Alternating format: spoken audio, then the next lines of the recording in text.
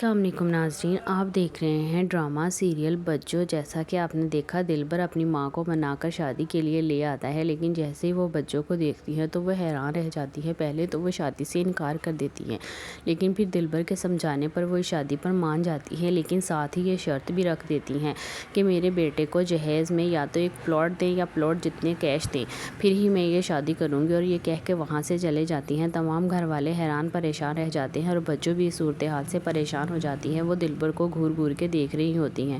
دوسری طرف فواد بھی بڑا پریشان ہوتا ہے اور وہ اپنی بیگم سے کہتا ہے کہ جو لوگ محبت کرتے ہیں وہ ایسے شرطیں تو نہیں رکھتے۔ بشرا چپ کر جاتی ہے کیونکہ اس کا جواب اس کے پاس بھی نہیں ہے۔ دراصل یہ سب کچھ بوبی کی وجہ سے ہو رہا ہے۔ اس نے دلبر کو کہا تھا کہ تمہاری جس سے شادی ہوگی وہ 1 مہینے کے اندر مر جائے گی، اسی لیے وہ مسرت سے شادی کرنا چاہتا ہے۔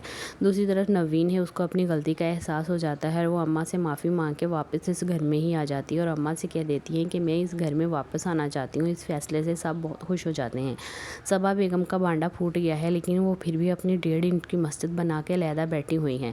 جواد اور فواد کو اس کے بہت غصہ ہے۔ دردانہ جواد کو سمجھا کے لے کے آتی ہیں۔ جب وہ دونوں بات کرتے ہیں تب بھی صبا اپنی ہٹ درمی نہیں چھوڑتی ہے، جس پہ دردانہ بھی حیران پریشان ہے اور دوسری طرف فواد اور جواد کو اس بات پہ بہت غصہ ہے۔ جواد وہاں سے چلا جاتا ہے، لیکن دردانہ بیگم کے کہنے پہ سب کچھ ہوتا ہے۔ صبا وہاں پہ پھر بھی اکیلی ہے اور وہ اپنی ہٹ دھرمی نہیں چھوڑ رہی۔ دوسری طرف اماں ہے، وہ سب کو کہتی ہیں کہ میں نے دونوں بیٹیوں کی شادیوں کے لیے 2 پلاٹ رکھے تھے، اب وہ تم بیچ کر مسرت کی شادی پہ استعمال کر لو اور وہ پیسے جو ہیں وہ دلبر کو دے دو۔ لیکن دلبر کے یہ سب کچھ جو ہے وہ بوبی کے کہنے پہ کر رہا ہے۔ کیا اس لیے یہ سب کے سامنے آئے گی تو کیا بنے گا ان لوگوں کا؟